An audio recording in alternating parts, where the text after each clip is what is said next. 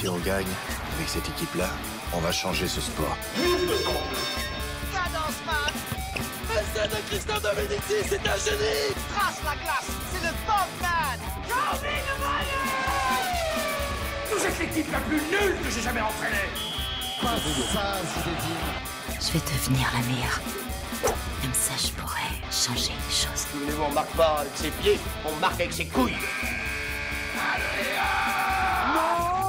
Ici, on parle du sport dans le cinéma. Au Ciné Sporting Club, la Dream Team rencontre le casting. Ça pue la sueur et le popcorn. On entend les claps de cinéma répondre aux claps des serviettes sur le cul. Et les chasubles des joueurs se mélangent aux costumes des acteurs. Poussez la porte des vestiaires du Ciné Sporting Club le temps d'une causerie. Et découvrez les rapports plus ou moins étroits entre le sport et le 7e art.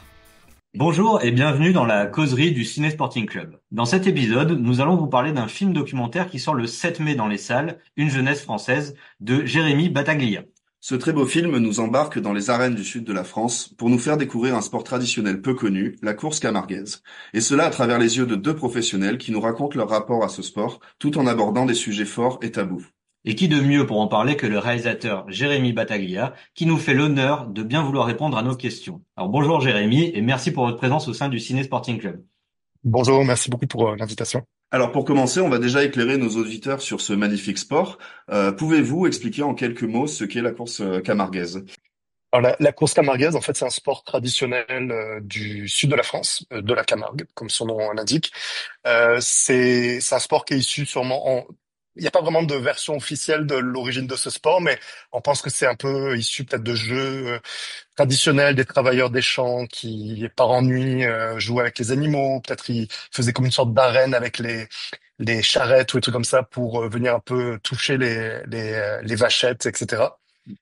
Et donc c'est devenu une sorte de sport traditionnel qui est devenu maintenant un vrai sport, dans le sens c'est reconnu comme un sport par le ministère du sport en France. Et donc le principe, c'est que contrairement à la corrida, c'est le taureau qui est au centre de la course camarguaise. C'est-à-dire que le but, c'est pour les rasoteurs, donc les jeunes hommes qui font ce sport-là, on appelle ça un rasoteur, c'est de faire briller le taureau, comme ils disent, donc de le mettre en valeur. Et pour cela, ils doivent venir à la confrontation du taureau, c'est-à-dire venir courir vers lui et faire un rasé, donc littéralement le frôler pour essayer d'enlever sur les cornes du taureau des attributs en tissu, donc des petits nœuds, des petites ficelles, etc., qui sont accrochés pour faire des points et faire de l'argent. Et donc le but, c'est vraiment de mettre en valeur l'animal. On célèbre le taureau et non pas le rasoteur dans ce sport-là. Donc c'est vraiment une sorte de négatif de la corrida. Et bien entendu, l'animal n'est pas blessé et encore moins tué dans ce sport. Ouais, c'est quelque chose. Je sais pas si ça explique très bien, mais Non, c'est super, mais il y a en plus c'est super, c'est ce qu'on voit dans ce sport, c'est qu'il y a un respect de l'animal constant. Déjà rien que même avant que ça commence, en fait, c'est que les affiches de course camarguaise, les noms qui sont en gros, qui sont en haut de l'affiche, c'est les taureaux, et en petit en bas, on a les rasoteurs. Et c'est vrai que exact. les héros, c'est les taureaux, quoi. Même dans les villages, il y a des statues de taureaux. Il y en a les taureaux les plus connus, ceux qui ont marqué, qui gagnent ce qu'ils appellent le biou d'or, parce que le biou c'est le taureau en provençal. Ils ont des statues pour les célébrer, donc sur les ronds-points, dans les villages, dans les villes. Il n'y a pas de statue de rasoteur. Non, c'est vrai. Moi, c'était ou le sport ou la prison. Et heureusement que j'avais les taureaux pour me faire tenir. Moi, quand j'ai commencé les taureaux, on m'a dit c'est pas pour toi. Mes parents ne voulaient pas que j'aille dans la course camarguaise. Et alors du coup de votre côté, pourquoi ce choix de la course camarguaise, hein, parce que alors est-ce que c'est d'abord pour parler du sport en lui-même ou plus l'aspect sociétal qui est autour? Ben c'est ça en fait, c'est que c'est la particularité de ce sport, c'est que depuis pas les origines, mais depuis que c'est vraiment devenu un sport, je veux dire depuis le début du XXe siècle, il y a une forte population immigrée ou d'origine immigrée qui participe à ce sport.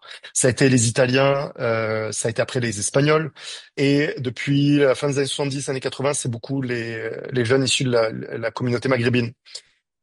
Et moi, c'est ça qui m'intéressait en fait, parce que il y a plusieurs années, je cherchais à faire un film sur les jeunes hommes d'origine maghrébine en France. C'était ça mon point de départ. J'avais pas autre chose que ça comme point de départ, donc c'était quand même très large. Et par le hasard, je me suis retrouvé sur la piste des courses Camarguez, en fait, suite à un article que mon père m'avait partagé, qui m'a dit, ah bah tiens, il y a ça qui s'est passé à Lunel, tu devrais aller voir. Et parce que j'ai mes grands-parents qui sont enterrés à Lunel, qui est comme une sorte une des capitales de la course Camarguez. Et je suis allé là-bas pendant quelques jours et quelqu'un m'a parlé des courses en me disant, ah, ben, est-ce que tu connais les courses Camarguez? Il y a beaucoup de jeunes maghrébins qui font ça.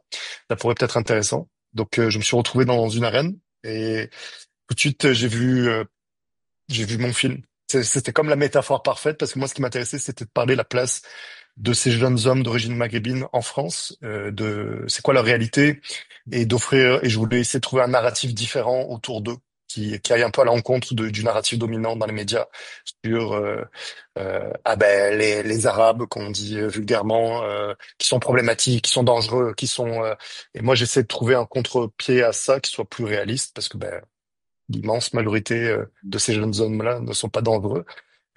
Donc c'était ça qui m'intéressait. Et je cherchais une histoire positive et je l'ai trouvé dans ce sport-là. Ok. D'accord.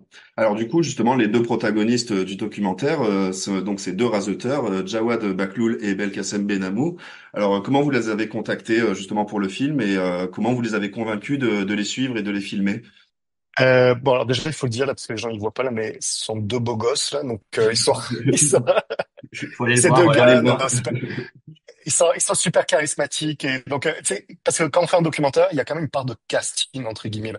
Dans le sens où spécialement pour ce film-là parce que j'avais pas mon personnage avant de faire le film donc je savais que je voulais faire un film sur un sujet mais j'avais pas mes personnages donc littéralement je suis dans une sorte de casting et j'ai rencontré beaucoup de jeunes j'ai dû rencontrer peut-être une cinquantaine de rasoteurs ouais, facile. Et j'essaie de trouver ceux qui, ben, déjà dégageaient quelque chose qui, moi, m'intéressait, parce que, ben, si je passe plusieurs années à les filmer, ben, il faut aussi que j'ai l'envie de les filmer, et qui avait quelque chose aussi à dire, qui était intéressant par rapport au moi, au sujet que dont je voulais parler, parce que moi, mon film, je peux peut-être le préciser, c'est pas un film sur la course camarguaise. La course camarguaise, c'est le véhicule que j'utilise pour raconter, moi, ce qui m'intéresse, c'est plus une histoire d'intégration et d'identité en France, dans le sud de la France.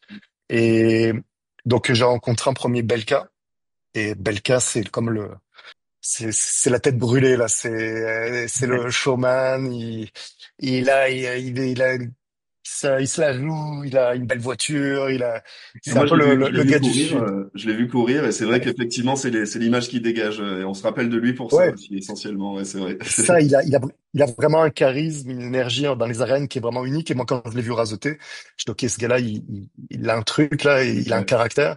Et en plus, il est super intéressant. Il a vraiment un discours aussi qui est intéressant, il a plein de choses à dire. Donc, c'était le premier que j'ai trouvé. Et après, j'essaie de trouver un autre. Et là, je suis tombé sur Jawad. Et Jawad, au début, il était plus discret, mais j'aimais aussi le fait il apporté une sorte de contrepoids aussi au côté plus flamboyant de Belka. Jawad, c'est plus dans l'introspection, dans la réflexion. Et c'est ça, donc c'est comme ça que ça s'est fait. C'était beaucoup de temps de recherche. Et le tournage a duré combien de temps en tout, du documentaire? C'est en gros étalé sur à peu près 4 ans et demi, 5 ans. Oui. Donc le premier tournage c'était 2018 et le dernier c'était 2022. En fait, donc 4 ans, 4 années. Mais moi j'avais fait mon premier voyage en 2017 et le film je l'ai terminé en 2023, 2024, 2024. D'accord. Et donc c'est ça, ça a été étalé sur quand même une longue période. Oui, quand même. D'accord. Alors, Jérémy, vous êtes directeur de la photographie, hein, c'est ça, de formation. Enfin, en tout cas, vous Ouais. avez fait ce type de formation. Et alors, même si vous dites que c'était pas pour filmer la course camarguaise, on voit quand même que le travail est très poussé, voilà, au niveau de l'esthétisme, de Mhm. l'image. Est-ce que voilà, quelles sont les particularités d'un tournage comme ça de la course camarguaise? Et même peut-être généralement du sport, puisque vous en avez fait d'autres, notamment ce Parfait, hein, qui parle de natation synchronisée. Voilà, les difficultés au niveau des difficultés, du matériel, du dispositif, si vous pouvez nous en parler. Ouais. C'était moi je fais ma propre direction photo sur les films que je réalise parce que surtout dans ce genre de film-là, ça permet d'avoir une proximité avec les gens qu'on filme et le fait aussi de pouvoir ne pas me mettre de barrière sur ah ben on a tant de budget, donc je peux faire 10 jours de tournage avec un caméraman et un preneur de son. Tu sais, et là, donc, t'es contraint dans quelque chose qui a un impact direct aussi sur la forme de ton film, sur comment tu peux le raconter ton histoire, etc. Parce que la réalité, c'est que ce que tu peux tourner en 10 jours, c'est pas la même chose que ce que tu peux réussir à avoir en 20, 30 ou 40. Donc moi, j'avais la chance de pouvoir faire ma propre caméra et d'avoir ma caméra, mon matériel. Donc j'ai fait le son aussi tout seul, beaucoup. Et sauf en 2022, où là j'ai eu la chance d'avoir un 10 jours avec un autre caméraman et un preneur de son. Donc j'avais comme gardé pour la toute fin des tournages vraiment plus complexes techniquement qui méritaient deux caméras, etc. Donc moi je le fais parce que ça me permet d'avoir vraiment une proximité et parce que tu es tout seul avec ta caméra à l'épaule, avec ton personnage, t'as pas toute une équipe qui est là à observer. Donc je trouve qu'en termes de lien, de confiance, ça aide beaucoup. Après par rapport au sport, euh, c'est la chose la plus compliquée que j'ai eu à filmer de ma vie. J'avais envie de mourir pendant la moitié du tournage, Ah, ça pour fait être peur, ouais, honnête. j'imagine. Ah ouais. C'était tellement difficile. Ça m'a pris des années, littéralement. Entre les premiers tournages en 2018 et 2022, là, on voit quand même la progression, mais parce que il fallait que j'apprenne le sport. Il fallait que je comprenne comment ça se passait. Et il fallait que je devienne assez bon dans ma compréhension du sport pour être capable de prévoir ce qui se passait. Parce que c'était ça aussi le truc, c'est que faut être capable de voir, OK, il va se passer ça. Donc, il faut que je puisse déjà le prévoir dans mon cadrage, etc. Donc, ça a été vraiment un gros challenge, mais ça a été c'était super excitant parce que c'était tellement beau. Les taureaux, la lumière, le sud de la France, et en Camargue, là, tu filmes une chaise, c'est magnifique parce que la lumière est incroyable. Donc, tu sais, il y a ce truc-là aussi qui est génial. Donc, c'était une sorte d'orgasme permanent de caméra, là, tu sais, ce qui est très agréable quand tu fais un film, parce que chaque fois que tu sors la caméra, c'est beau. Tes protagonistes passent super bien à la caméra parce qu'ils sont super charismatiques. Donc, il y avait tout un truc, c'était très agréable parce que tout était beau, là, je trouve, dans cette région-là. Mais c'était très difficile techniquement. Ça, c'est sûr, parce que ça va très vite. C'était beaucoup de suivi à la caméra, donc il fallait vraiment être toujours dans une sorte d'hypervigilance, plus le fait qu'il faisait 50 degrés en plein soleil, et que moi j'étais pas toujours à l'ombre quand je filmais parce que c'est pas ça qui est le plus pertinent parfois. Donc ça a été quand même très très très délicat par moment. Et est-ce que vous pensez, alors du coup, qu'en tant que sportif, la présence des caméras a changé quelque chose lors des courses et de leur préparation justement pour Jawad et Belka? Euh, je- Jawad m'a accusé d'être sorte de poissard Le chat noir. Le chat noir, voilà, c'est parce que la première fois que je suis allé le filmer dans une course, bon, je vais pas spoiler le film, mais bon, il lui arrive de quoi, là. Et c'était la première fois, je pense que je le filmais, d'ailleurs, tout court. Donc ça mais après quoi, on en a parlé, et en fait, il était stressé, là, ça le stressait. Donc, et c'est quelque chose aussi en documentaire, parce qu'il y a quand même toujours des questions d'éthique en documentaire, c'est toujours délicat. Parce que tu filmes des gens dans leur réalité, tu racontes des histoires qui sont liées à des vraies personnes. Donc, toujours garder ça en tête quand tu fais un film documentaire. Et j'avoue que peut-être au début, j'avais pas pleinement conscience peut-être ça le stresse. Et peut-être qu'il est angoissé et que il faut que je sois vigilant parce qu'il risque sa vie quand même dans l'arène aussi. Donc, j'avoue qu'après coup, là, je me suis dit, ok, il faut quand même que je sois plus attentif à ça, que je m'assure à chaque fois une sorte de validation de est-ce que tu veux que je filme? Et si oui, dans quelles conditions? Tu sais, est-ce que je peux être là avant? Parce que quand tu fais un docu aussi, il y a toujours, toi, tu vas aller chercher tes images. Donc à un moment, moi, je suis comme en mode un peu Terminator là, genre j'ai ma caméra, je vais aller chercher mon histoire, mes images, je suis avec mon personnage, je le suis. Et des fois, je pense que c'est important de te rappeler, de dire ok, il faut que quand même je fasse des comment on appelle ça, des checks de consentement là. Est-ce que tu es toujours à l'aise? Est-ce que tu es toujours d'accord? Donc, ce que je faisais après, j'essayais au maximum de dire, OK, si deux fois ils me disent non, OK, il n'y a pas de problème. Mais juste le fait de le demander, souvent, ça permet de faire rebaisser la pression aussi pour eux. Mais de toute façon, après, au bout d'un temps, ils s'en foutaient que je sois là parce ils avaient tellement pris l'habitude que ça allait. Mais c'était plus au début de dire, OK, vous êtes à l'aise, que je sois toujours là avec vous là. Mais c'est vrai que du coup, et c'est ce que vous disiez, c'est que pour un documentaire, le plus dur, ça doit être de se faire oublier en fait pour les protagonistes. C'est d'être discret, en même temps d'être à côté d'eux, donc ça doit pas être évident effectivement, autant pour vous que pour eux finalement quoi. Complètement, ouais. C'est à la fois devenir invisible et en même temps c'est aussi de réussir à comme un peu diriger, parce que c'est pas vrai que faire un documentaire, c'est juste je vais aller filmer le réel et je fais un film avec ça après. C'est que c'est des mois, voire des années de recherche, d'observation, d'écriture, et c'est après, ben, c'est diriger le réel aussi. Là. Donc moi, j'arrive en tournage, j'ai une idée du film que je veux faire et basé sur ce que j'ai observé, je sais que je peux avoir certaines choses. Donc il faut comme être très judicieux pour amener les choses là où on veut, sans contraindre le réel. Donc c'est vraiment un équilibre qui est toujours délicat et difficile parce que et il y a aussi toute la partie que ben on contrôle pas ce qui se passe non plus. Parce que je mets pas en scène, je mets en scène dans le sens où je fais des choix. Je fais des choix de cadrage, je fais des choix de montrer certaines choses et de pas en montrer d'autres. Donc ça, sont des choix où je vais demander à mon personnage, je dis, OK, est-ce qu'on peut filmer une scène, tu sais, genre, avec tes parents, tu sais, genre, par exemple, ou, tu sais, des choses comme ça. Mais après, je vais pas leur dire, je veux que vous disiez ça. C'est après, moi, j'ai pas de contrôle sur ce qui va se passer. Donc, c'est ça qui est toujours un peu difficile et délicat. Les questions éthiques sont jamais très loin en documentaire. Demain, je sors, je suis une personne quelconque. Et dans l'arène, on va te regarder comme si tu es un footballeur, en fait. T'as des gens qui te regardent que toi, qui t'applaudissent. Et alors, et du coup, en quoi consiste, enfin, si justement vous avez pu le constater, donc en ayant suivi les deux protagonistes, mais en quoi consiste leur préparation, donc autant physique que psychologique, entre chaque saison de course ou même entre chaque course finalement. Alors, si on compte pas les blessures en plus et les comment dire, les rééducations. Mais c'est quand même de l'entraînement.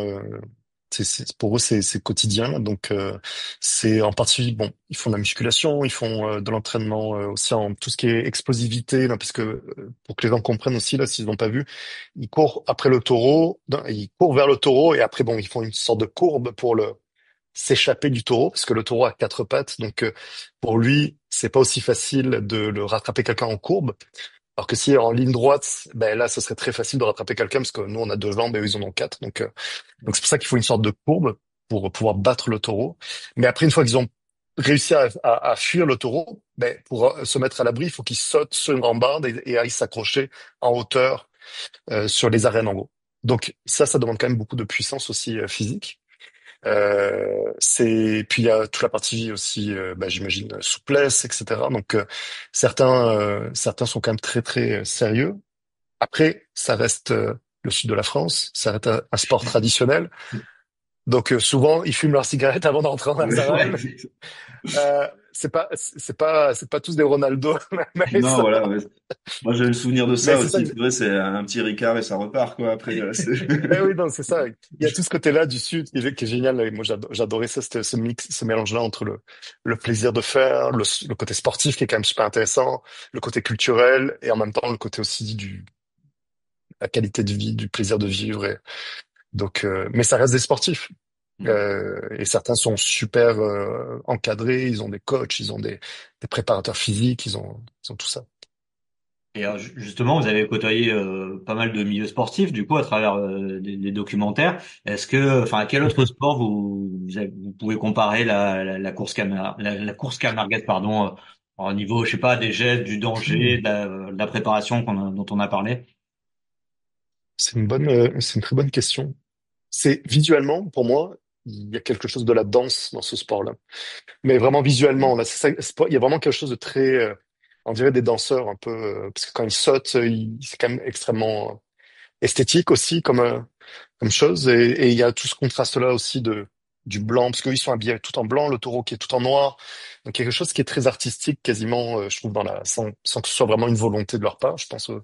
Mais, euh, mais il y a un peu de ça. Après, c'est sûr qu'on peut le rapprocher aux autres sports de la tauromachie, mais je t'avoue que je ne saurais pas dire quel sport en particulier.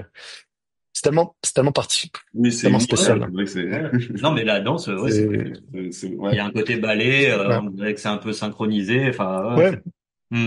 Puis il y a tout le côté aussi, t'es très, comment dire, très codifié.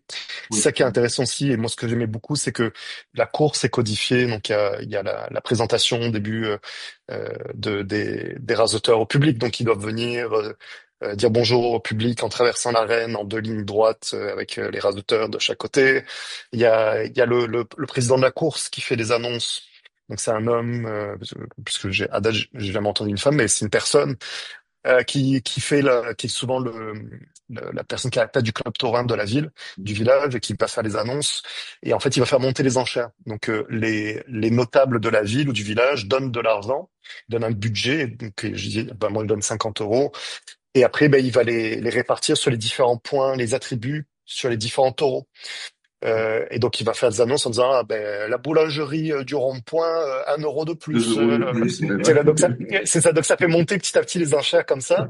Et pour certaines courses, ça devient très gros. Il y a une course qui est très célèbre aux arènes, qui est comme la scène centrale dans le film, qui est une grosse scène, aux arènes de Arles, pardon. Et là, ça peut être des 800, 900, ça va jusqu'à 2000 La euros cocarde d'or, ouais, pour la cocarde d'or en juillet, là. ouais. Donc ça, c'est une course qui est vraiment mythique, et là, les montants sont extrêmement importants à ce moment-là.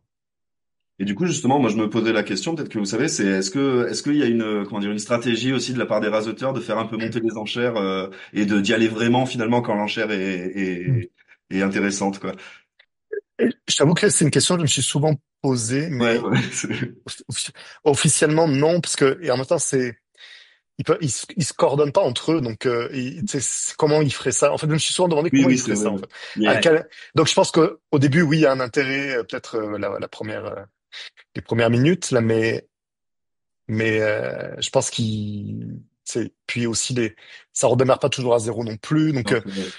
Puis il y a une mais concurrence dans le je sport, quoi. et c'est ça, il y a les Ouais. autres rasoteurs, parce que là, c'est un sport solitaire, dans le sens où, en fait, les rasoteurs ont aussi un partenaire qu'ils appellent un tourneur, qui est souvent un ancien rasoteur, un peu plus âgé, donc, qui est là, et son rôle, ben, comme le nom l'indique, c'est de faire tourner le taureau pour le mettre dans le bon sens pour le rasoteur. Parce que il y a des rasoteurs qui sont gauchers, des rasoteurs qui sont droitiers, donc ils partent pas du même endroit dans les arènes.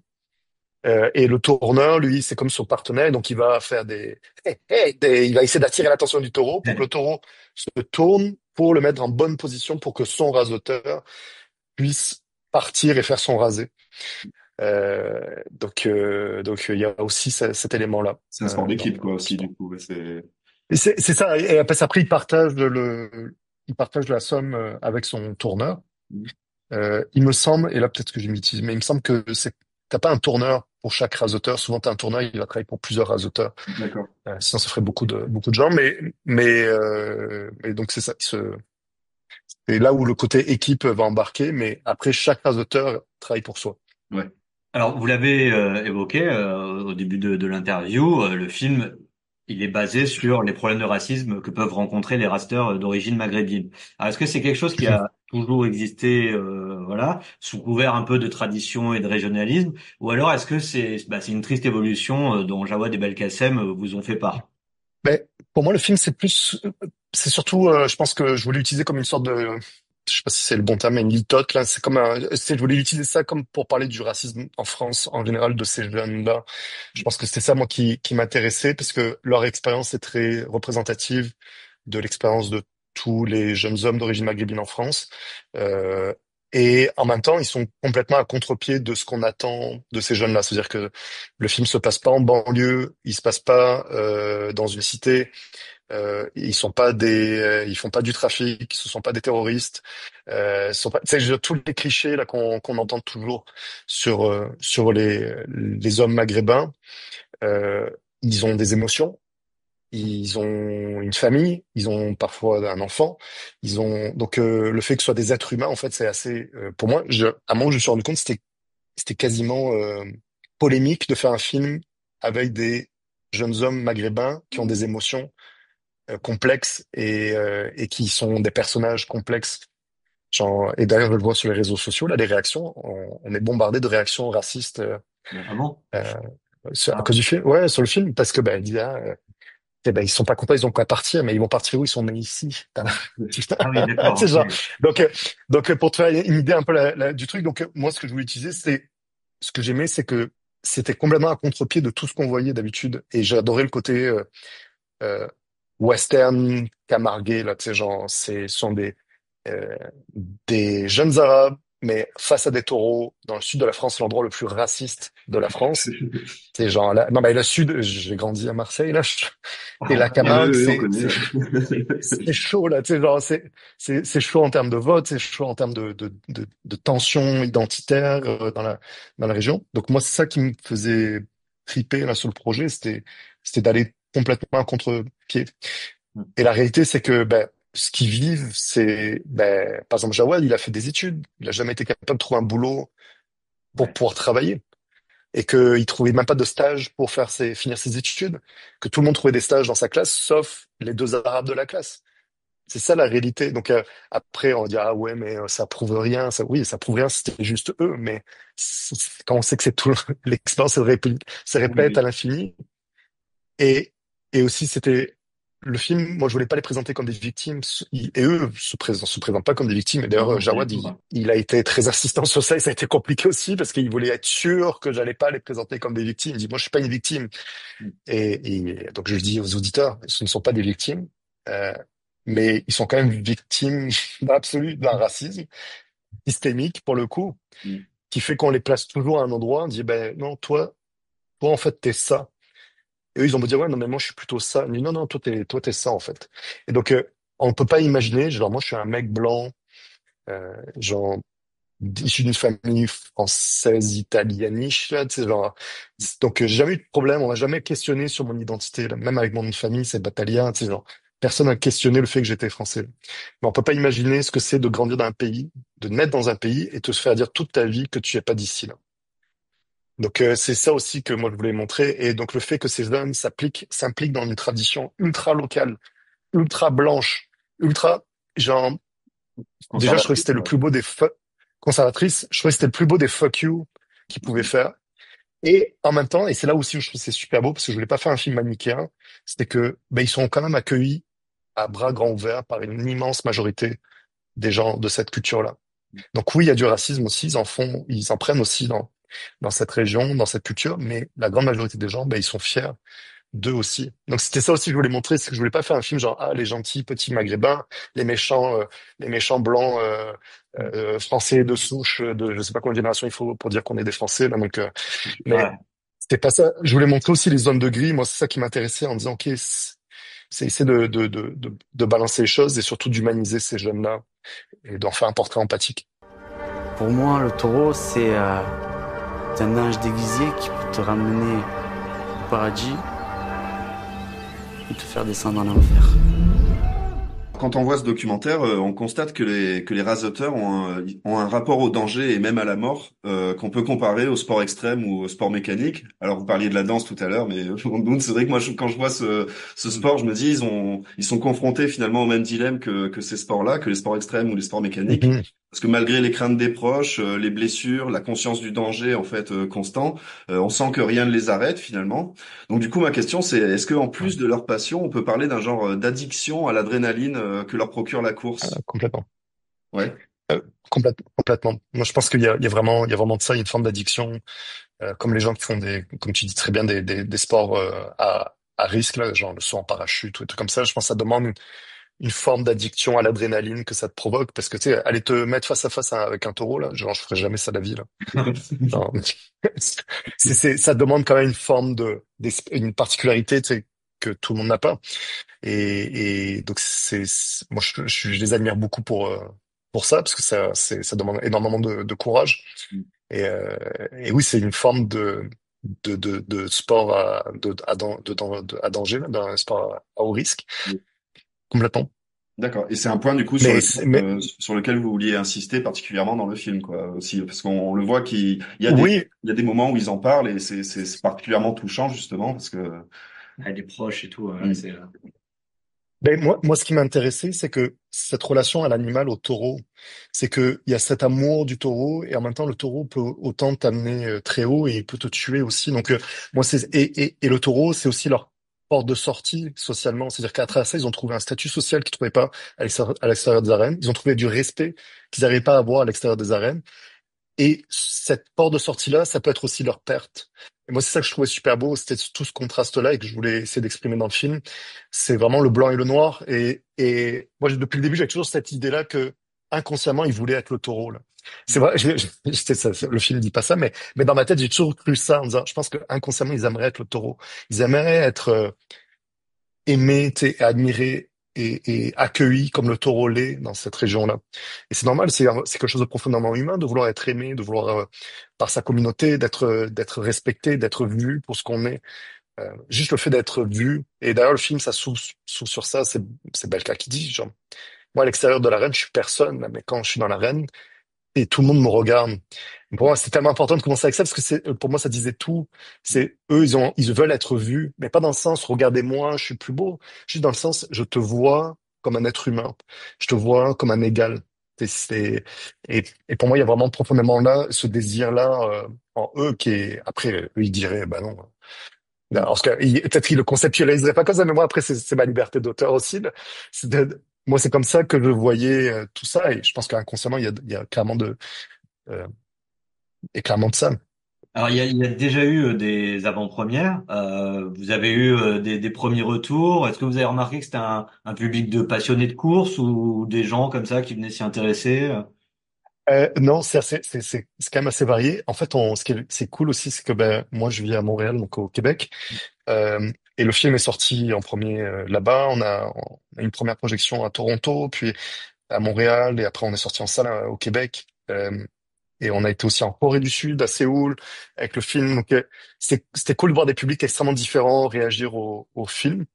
Donc c'est sûr que dans ces pays-là, c'était pas des gens forcément des fans de Oui, c'est vrai. tauromachie là. C'est sûr. Ouais. Mais je pense qu'il ressortait beaucoup, en tout cas à l'extérieur de la France, c'était beaucoup ben, le portrait aussi de ces jeunes-là. Je pense que c'est ça qui les touchait, qui touche beaucoup les gens, c'est de voir.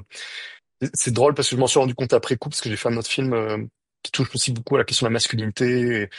Euh, mais je m'en étais pas rendu compte à quel point c'était présent en fait de plus en plus dans mes films, c'est que il y a quelque chose autour des hommes, de la place des hommes, de l'image des hommes qui me fascine, parce qu'on parle beaucoup des problèmes autour des hommes, mais on a tendance à déshumaniser beaucoup aussi les hommes dans le même processus. C'est-à-dire que je pense qu'on peut à la fois parler de masculinité toxique et en même temps d'humaniser aussi les hommes dans leurs problématiques.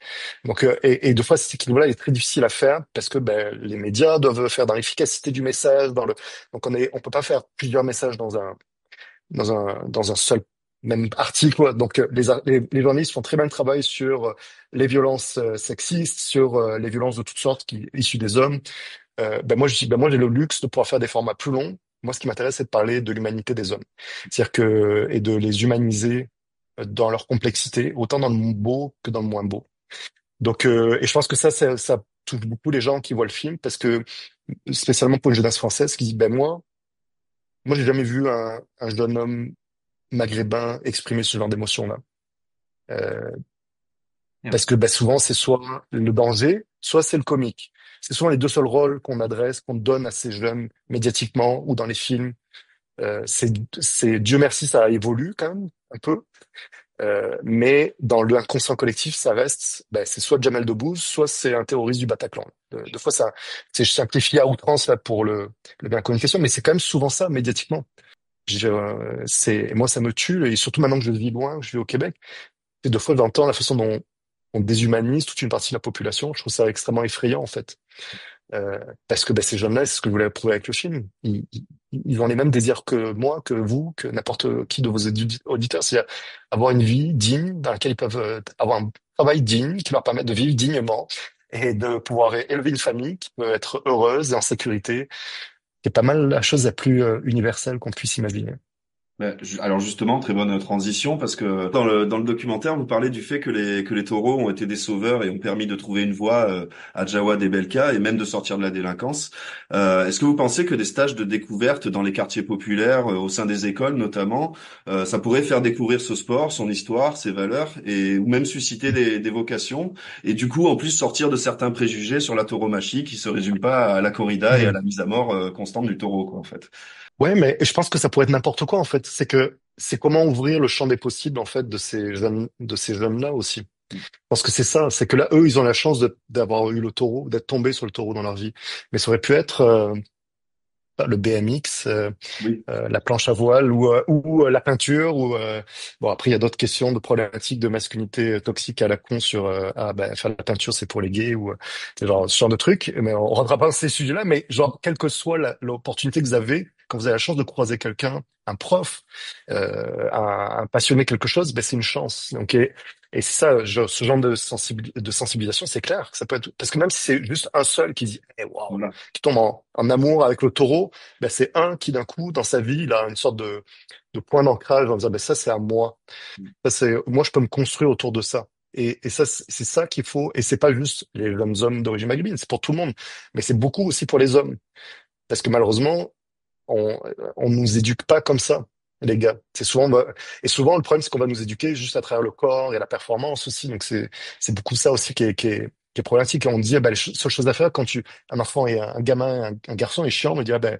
prends un ballon et sors tu sais, souvent, on va nous dire que c'est par le corps qu'on peut un peu se gérer, s'exprimer, se consoler. Donc, je pense que c'est important aussi qu'on leur apprenne qu'il y a d'autres choses que le corps. C'est-à-dire, oui, c'est super de faire du sport, mais je pense que nos garçons, il faut aussi leur apprendre à explorer d'autres choses pour qu'ils puissent être un peu plus une sorte de gamme de couleurs plutôt qu'un peu monochrome là dans leur centre d'intérêt ou dans leur façon de se gérer un peu en termes d'émotions, etc. Mais d'ailleurs, j'ai hâte parce que je vais à la semaine prochaine, non, je vais à Marseille. J'étais à Marseille là, mais je retourne à Marseille pour faire une projection dans les quartiers nord. Donc avec des jeunes, mais je serais que j'ai hâte de voir aussi comment ils vont recevoir ça, le réagir et parce que il y a quand même quelque chose et je sais que en France ça aussi maintenant c'est des chocs culturels que je vis un peu parce que je vis ailleurs, mais de fois on a toujours du mal avec la notion de communauté qu'on transforme en communautarisme et qu'on utilise un peu comme une sorte d'insulte en disant, eh mon Dieu, c'est la mort de la République ou c'est ce qui est absurde parce que moi je vis à Montréal là, les gens les plus communautaires à Montréal sont les Français là. Genre on vit entre nous, on ne connaît que des Français, on ne fréquente que des Français.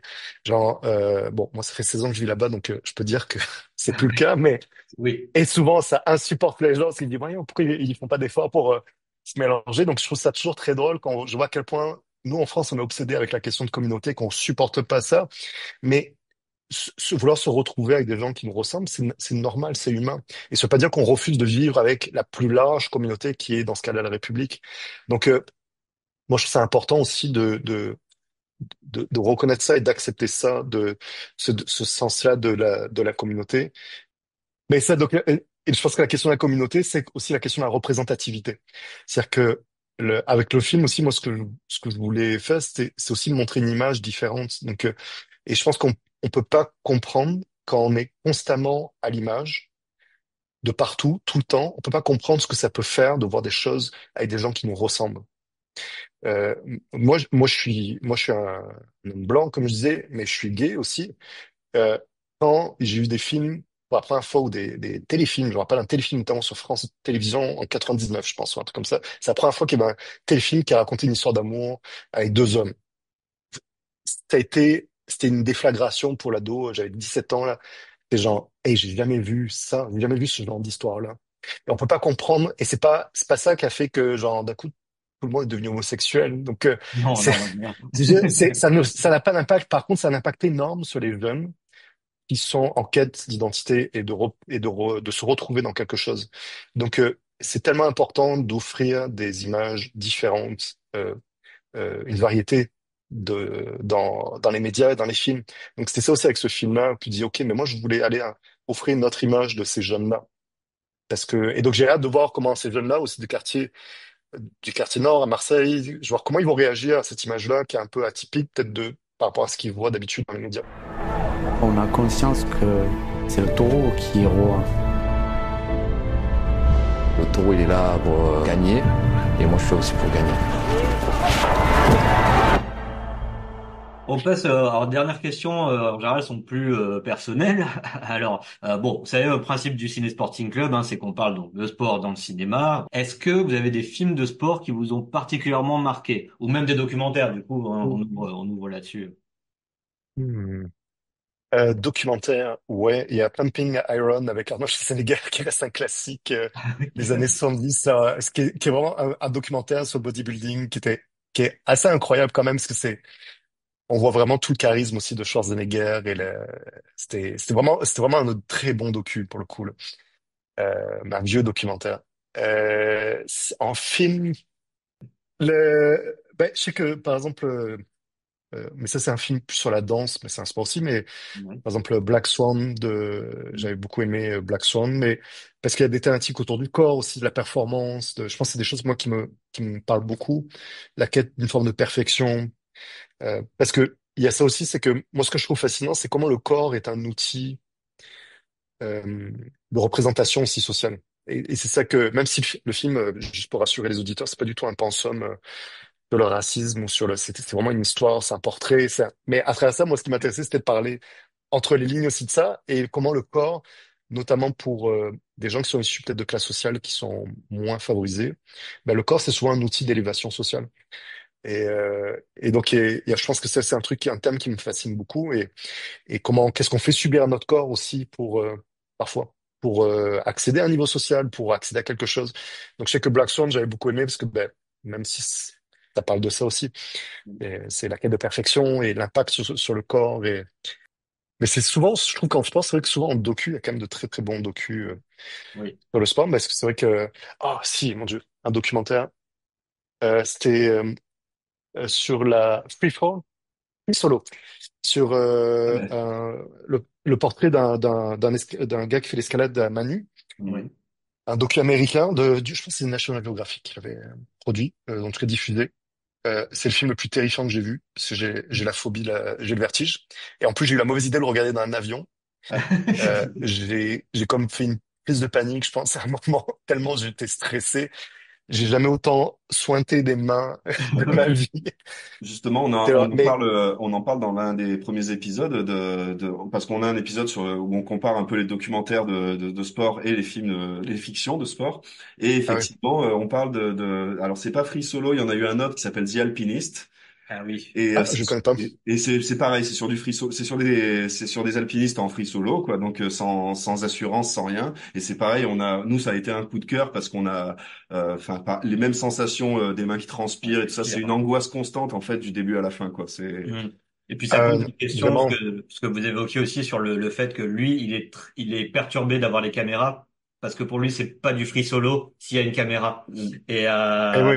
voilà, c'est particulier. Mais ça, typiquement, c'est vraiment un cas tu sais, question éthique de filmer quelqu'un qui met sa vie en danger à ce point-là. C'est c'est un peu la même chose pour une jeunesse française, que, ben, ils mettaient leur vie en danger, mais pas au point du gars dans ce documentaire-là.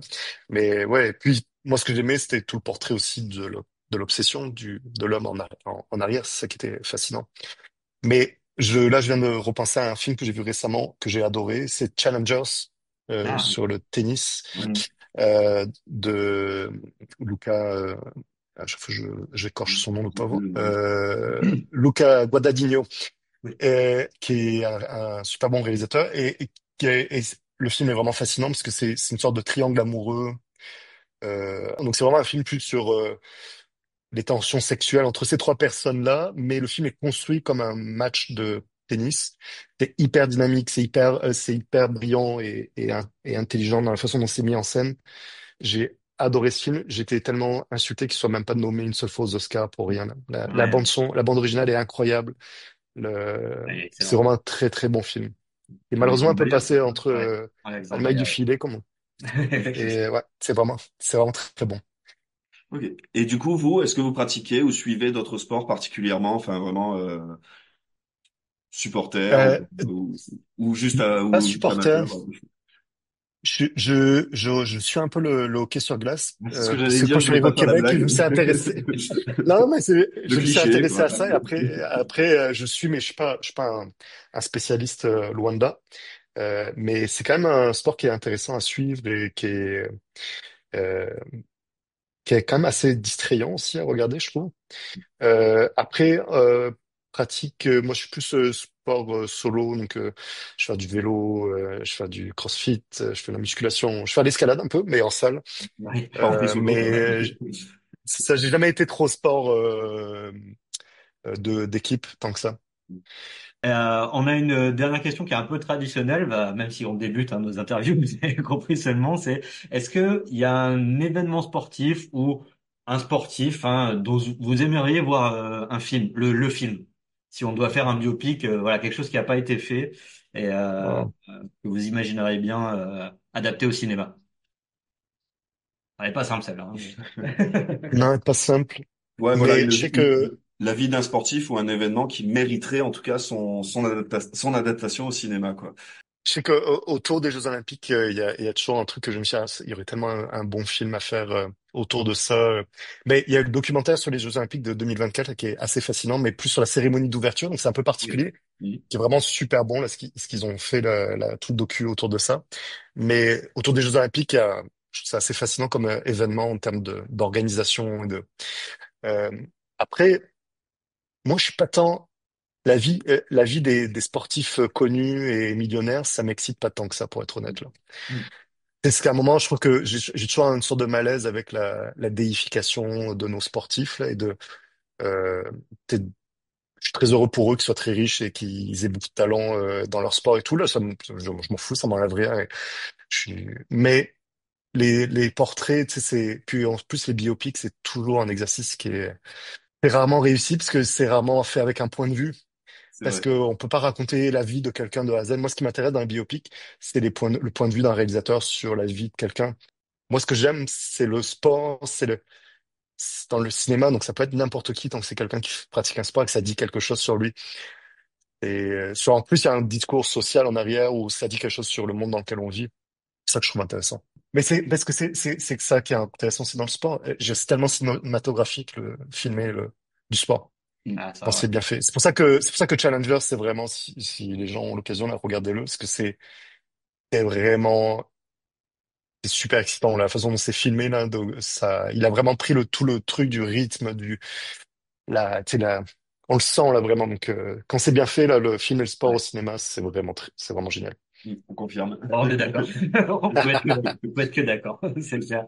Merci beaucoup en tout cas, Jérémy Battaglia, pour d'avoir pris ce temps avec nous, voilà, pour nous parler donc de ce documentaire qui sort le 7 mai, Voilà. Une jeunesse française, et qu'on vous invite à aller voir. Oui, très chaudement. intéressant et à découvrir aussi donc ce sport de la course camarguaise et surtout aller même dans les arènes. Hein. Il y en a une pas loin de chez vous, c'est sûr, si vous êtes dans le sud de la France, pour aller voir la course camarguaise, quoi. Ouais. Merci beaucoup, Oui. Jérémy. Merci à vous pour l'invitation, c'était très sympa. Et c'était très intéressant en tout cas. Et puis on te souhaite beaucoup de succès du coup pour le film. Et d'autres docs, Merci. et d'autres documentaires sur le sport, on sera là. Oui. Si jamais. Merci, ce sera avec plaisir. Cette causerie numéro 2 touche à sa fin. Merci Fabien. Merci Romain. On se retrouve du coup bientôt pour une prochaine causerie ou un prochain épisode du Ciné Sportive Club.